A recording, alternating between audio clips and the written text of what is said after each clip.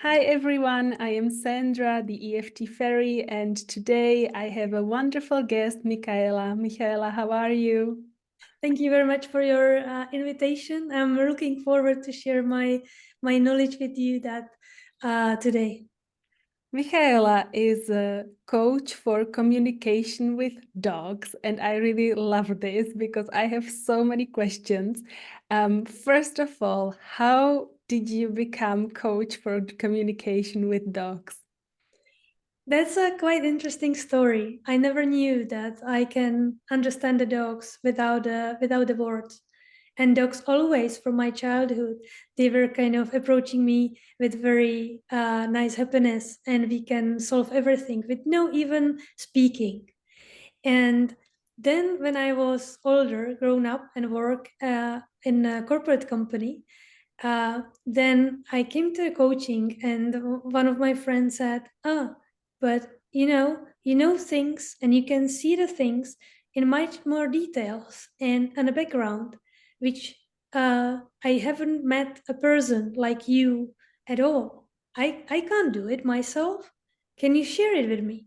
And I said, well, yeah, but this is what everyone knows. And I didn't really know that no one else has this kind of ability to see much deeper into like present moments, into such details as I can see them. I have to admit that it was a struggle from my past during my childhood, that I didn't really understand the humans while they were talking about the words, and they were behaving completely different way. So I started to explore what I can feel and what my approach to the dogs is, and I started to transfer it into words that the humans can understand what I try to describe, how the dog understands us as a humans. Oh, wow. Okay, so that's a very wonderful, I would say, gift, maybe understanding dogs and being able to translate it basically into human language. First of all, I would like you to clarify what is the difference between a dog trainer and between a coach for communication with dogs, so what you do as a job. Um, there is one main reason why it's a huge difference. The dog trainers try to train the dogs, so they give people methods or techniques how to approach the dog to do what we want them to do. But my abilities kind of led me through to help humans and the dogs get into like common partnership. I call it partnership, based on a level of trust, respect, and love, but they can work as one. That means that they don't have barriers and issues between them, and so they can communicate much closer, and they can be stronger together and be able to cope within the surrounding much better, with no issues, with no problems. And what I do is I let humans to get back into, I call it unity, because dog is, as a child, we've been a child once when we were born. It's like a clarity, they know who they are in a present moment, they are with no issues and struggles and deep kind of blockages, and they approach the surrounding with a love and respect and try to cooperate. So we, based on the information from the dog or what I sense within their partnership, or what the people know as a problem is, we are trying to dig deeper into sources. What caused the issue? Sometimes we go through the personality of the leader, like humans, because they're supposed to be a natural leaders, not like leaders with power, because they don't communicate to the dogs like, you can't do it, you need to do this. We work more on a cooperation, like on a pleasant level, that everyone, also a human and also the dog, wants to participate with the full responsibility. And so we go through the what's happening in their partnership, and I help the people to relieve all these issues they have, either is a stress or insecurity or low self-confidence. Either it's being able to see in a present moment much clearer and without that issues coming from different part on us that it's kind of really put us on the stress. But we help to be a much more unified person within the levels of communication that includes body, emotions, mindset, or mental thoughts. And we are just kind of becoming a person who can, with one information, approach the surrounding. Because that's the dog then can understand us. And then within that calm attitude, and I call it conscious attitude of the leader within present moment, we can be a leaders for the dog and they can follow us with no issues. What I know that you teach people what to do is to use a sign language for dogs, and even you already described it a little bit that when you know what you want to happen, then the dog understands it even without telling him. Can you describe a bit more in detail how this works, what it looks like? Thank you very much for this question. This is what we humans see. We humans see how the dogs put his posture or how we behave with the communication of the hands or a body, right? That one of the communication is a word, which we humans usually speak with. Dog doesn't really necessarily need that, but it's our human talk, which is good. So we have a word, but we also need to know what that word means in the whole world and what I approached or what I mean by that, by saying that. That's also one issue of the humans, but it would be for another session. The second part of the communication is the body language, and it could be what is visible. So I call it in my book, I call it sign language for dogs, which is a conscious behavior and of the person, how they use their hand gestures. It doesn't really need to be for the deaf dogs, but it's our nature that when we communicate, we kind of like move our body, right?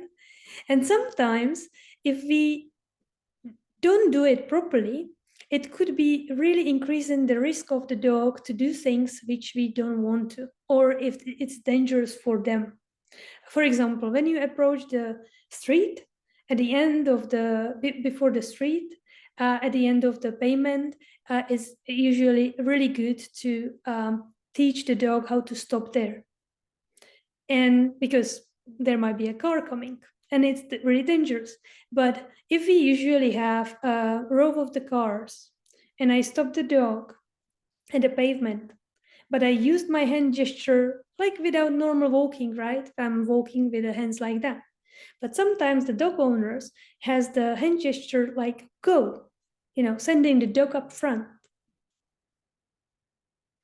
So when he's standing on a pavement and I move towards the street to have a look behind those cars, if there is car coming, if I am unconscious person within my behavior, I might be really dangerous for my dog that he will follow me.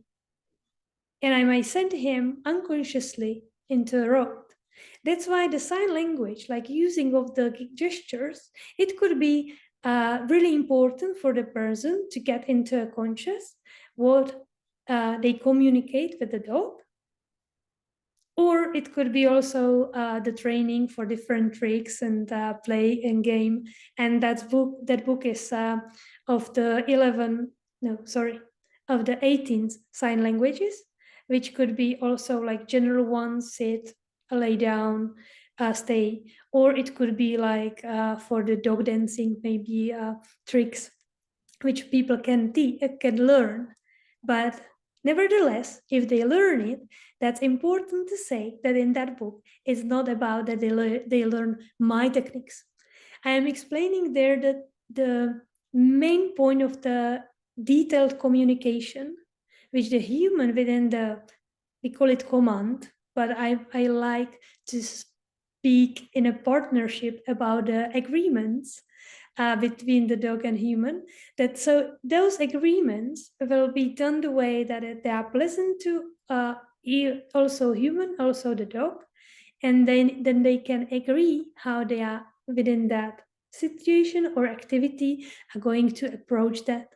So it's kind of like notebook where the person is training themselves about like how to think about their commands or agreements, and also they are uncovering the misunderstandings which might be not clear for them, but which is really clear to the dog not to do what we approach him to do.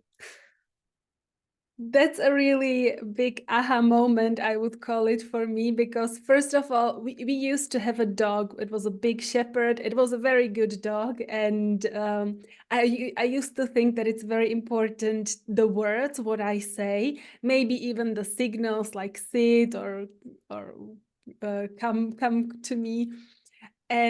But you say what's even more important is the body language, because I remember exactly going to the pavement and teaching him he has to like sit down, and I was 11 years old, so I was a little kid and I was trying to teach him everything. So I was even showing him you have to look.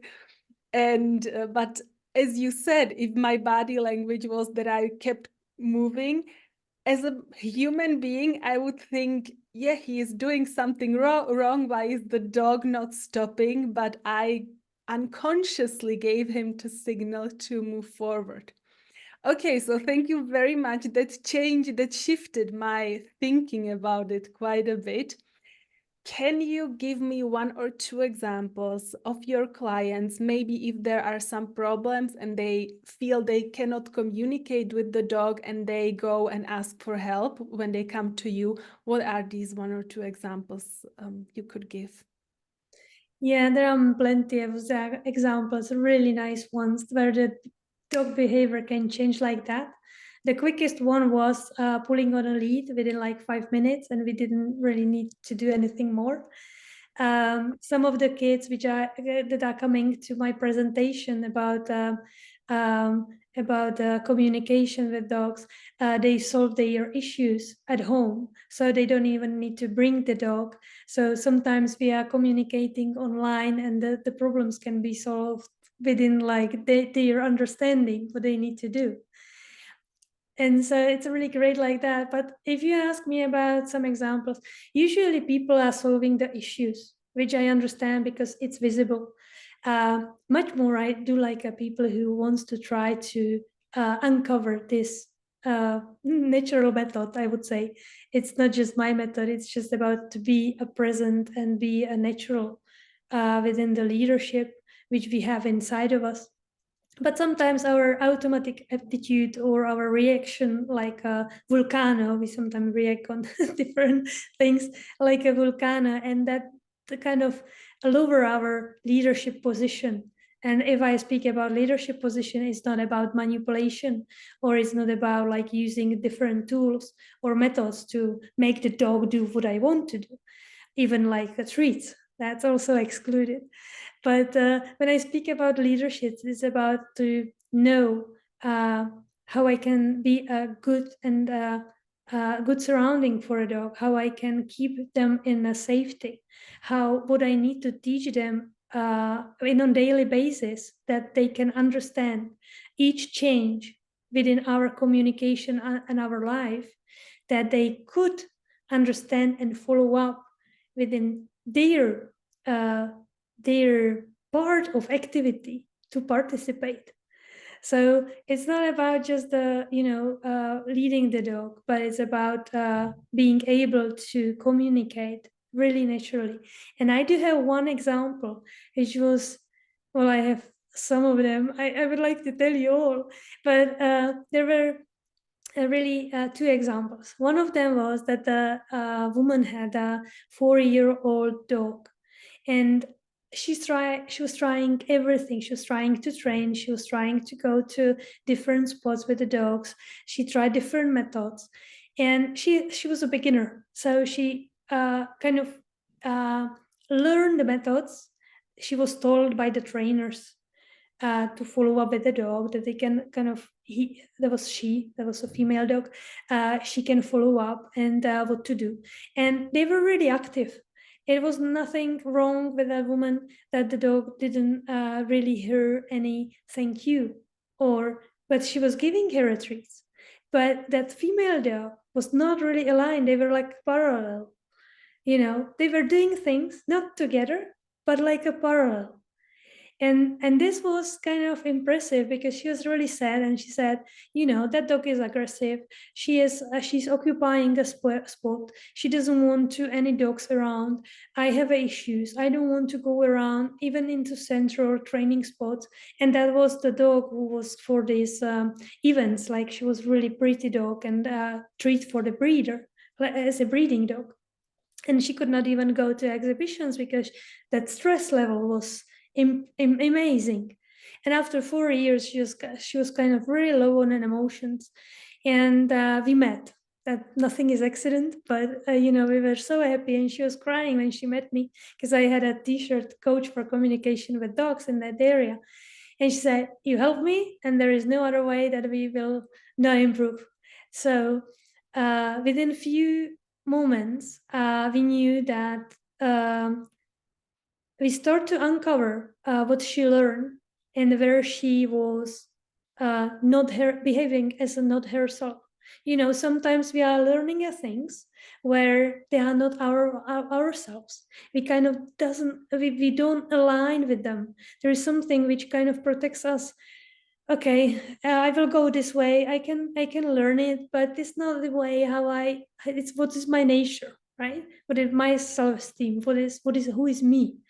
And lots of people are coming to me in that matter afterwards, because we uncovered it together, that she had to learn. We learned. I led her through, guided her through the stage where she had to uncover how to behave based on her natural movements, feelings, who is her. And once we did it on our first session, that dog, when she was not, because there was a wish of that woman, that the dog will kind of look at her and have a connection. This is like a wish of all the dog owners, that our dogs will follow us with the eyes, and we are the god for them. And that dog didn't do it for her. She had to kind of push her to look at her. And after the first meeting, when they left home, she was looking at her time to time. But it was such an improvement within just one meeting that she continued. And if we uncovered a lot of things, and within few few meetings, within the period of time, that dog right now, she's calm. She can go everywhere with her. That dog is looking at her with no even like a blink next to the situation. That's such an unbelievable thing. But I have to admit that it's a work of the person that she really wanted to get over. And she told me that I never experienced anything like this. And I never imagined that I will be ever working on myself such a pleasant way, the way to get to the level where I can communicate properly, because I started as a normal method and techniques, and I thought it will let us through the life. But this is completely different level, and she's a dimension of the relationship with the dogs. That was one, and I was really pleased because we uncovered also a bit of details why they were not success in. They did this nose work, activity with the dog when they sniff and they are improving, and there are competitions.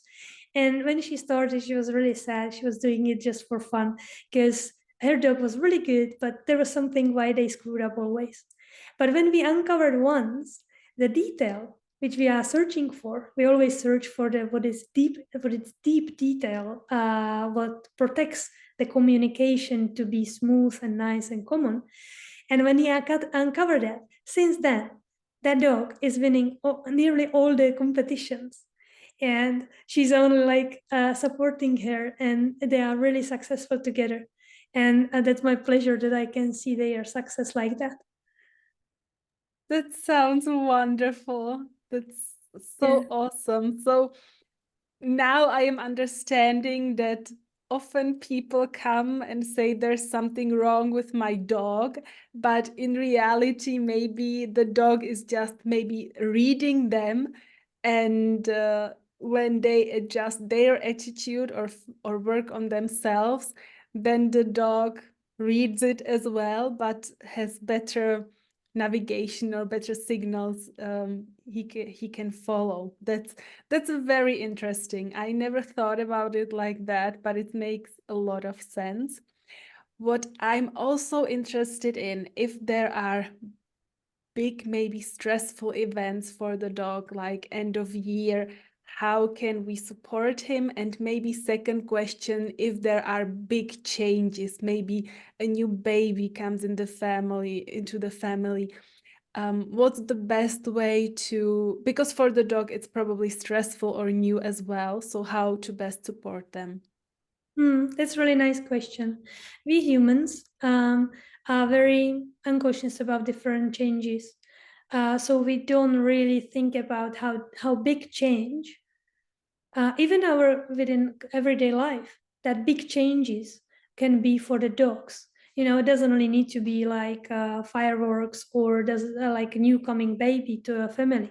It could be small changes within, well, in our side, it could be a small change, but for the dog also uh, on that everyday life could be a big change, which he needs to follow up, and if he doesn't understand how to follow up, then the issues might come. So if he is already, let's take a baby or some kind of change, whatever change it comes, the dog needs to know, and we need to communicate the best upfront how the change will be. So we need to prepare not just ourselves for the change, but also for the dog. Usually people prepare themselves for the changes and they think automatically, okay, he will follow. But then there is a huge misunderstanding. And if we start to communicate the change also with the dog, they are really clever. They do understand and they feel the deepness in what is inside. So we can't really lie to them. They don't trust our words. They trust what we are, who we are, and mostly what we feel, what we think. So if we are not aligned with ourselves within any situation and we are insecure or in a stress or doubts, then that everything can lower the success of the solving that activity or the issue. So each moment we need to prepare for. So if there is something I know, I start to explain for the dog how he's supposed to behave in those situations. For example, I did have a previous interview, and she asked me, "Well, I do have a garden where the dog is running around, and right now I built on part of that garden. I built my garden with flowers, and right now he's running through it. And it kind of gets really bad because he's bad dog. But we occupy his yard with something new, and we are not really aligned with to explain that." How he's supposed to behave with a new change. So we need to always communicate what we would like him to do in that situation. And each change needs to be communicated. So regarding fireworks, it could be really tricky because of our world around us being bad towards using the things which might be really dangerous.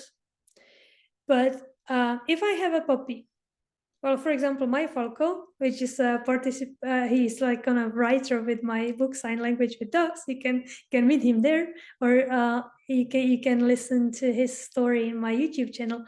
But with him, we take this as a kind of really game, right? There are shining lights. So we did an agreement together since he was a puppy. I prepare him to that situation that it will be loud, but it will be okay. And we went and explored the lights behind the window.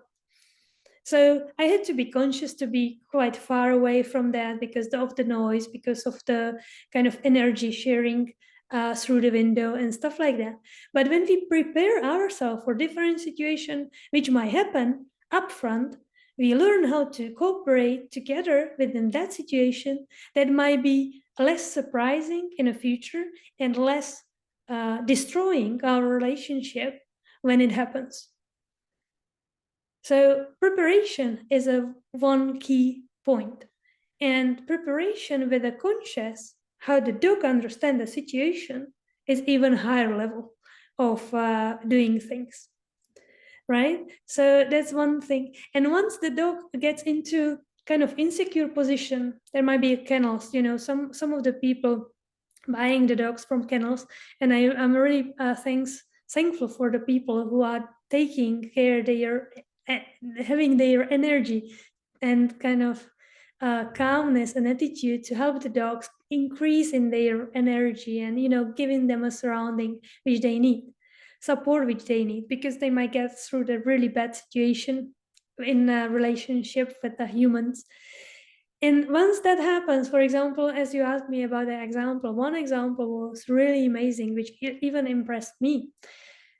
We had a dog. We've been in there was a competition, like kind of funny session with plenty of dogs. And there was a woman who had horses and and kind of brought this dog from the kennels into a pack.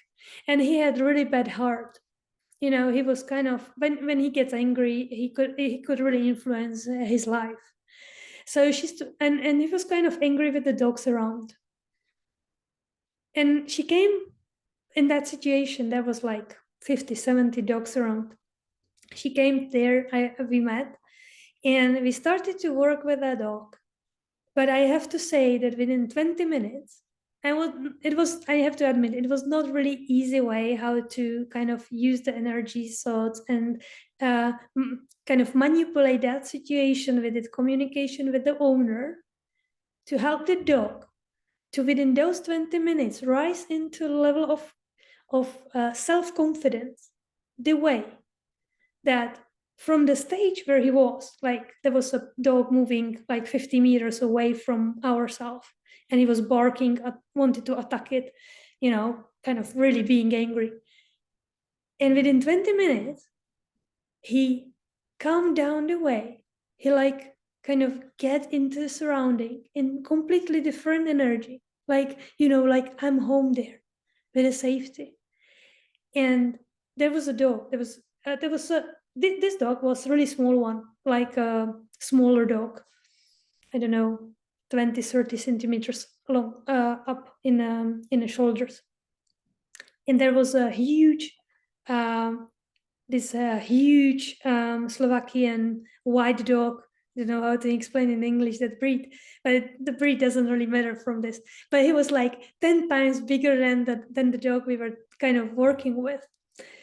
And this dog came around us, and he stood next to the dog we were working with, and there was nothing. He let him come closer, because I'm so kind of impressed by that, because the big dog, when it comes to the smaller dog, and the smaller dog is insecure, might be even more aggression in that situation. But right now, after that work with the owner, this dog, I was impressed. He was calm, and he let the dogs go around. He sat down and was completely calm, kind of used by the space, and kind of lived with the space as with a family, and with a really nice, pleasant feeling that he's safe. That was for me such an impressive moment. I was like, really, wow, is that even possible? What we manage within such a short time, how we change his life and the life of his owner within that moment. And for him, we might save his life, because if he's continuous in that aggression or stress, he might really get into his heart attack or something like that. And he worked so well within surrounding we could do, that support which we could with the owner, keep there for him, the way that he grew from the really deepness of aggression up to really calm, nice feelings. That's so fantastic. Wow, I could see it. I could imagine the whole situation. Wow, very impressive. Can you tell us where viewer can find you if they want to, if they maybe have an issue with their dog? I know that you work also online, as you described. Sometimes it is even enough to talk with the human, and then the issues can be resolved. So we will also put links below the video, but just tell us where we can find you. For English speaking people, it's cloudless-live.com. For the Czech people or people living in the Czech Republic, it could be pesparťák.cz. We usually start online, to be honest, because during the COVID time, it was really impressive for me because I could speak with different people online, not in person, and their situation can change. And so I started to do online trainings as a first session, also in Czech language, also with the people abroad. So in English language. So it was really good, and we usually start like this because that meeting can really change the situation. So also sometimes people in Czech Republic, when they can meet me, but there's longer distance or there's no time to meet, we can do online. And the second session then might be in a physical, that I can help them with the rest, what they didn't really improve as well as they would wish for. But sometimes it's kind of changing and they don't need me. Sometimes we meet in person, or sometimes we meet online, specifically with the people from abroad. But as I'm also traveling a lot, I'm in Czech Republic, in Slovakia, I'm in UK, so people can meet me in different countries, and I do plan for the future to also go through with the presentation to many more countries and help people to be the natural leader for their dogs, that we can help our dogs to have much better lives, and also it continuously helps our lives to be more pleasant and more respectful to the surrounding and with love. Thank you very much. Very interesting information. I learned a lot today. For everyone, if you like this video, like, subscribe, forward it to someone. Maybe, someone has issues with their dogs, doesn't know how to solve it. They have tried everything. Send them this video, and I will be looking forward to seeing you next time. Thank you and goodbye. Thank you very much.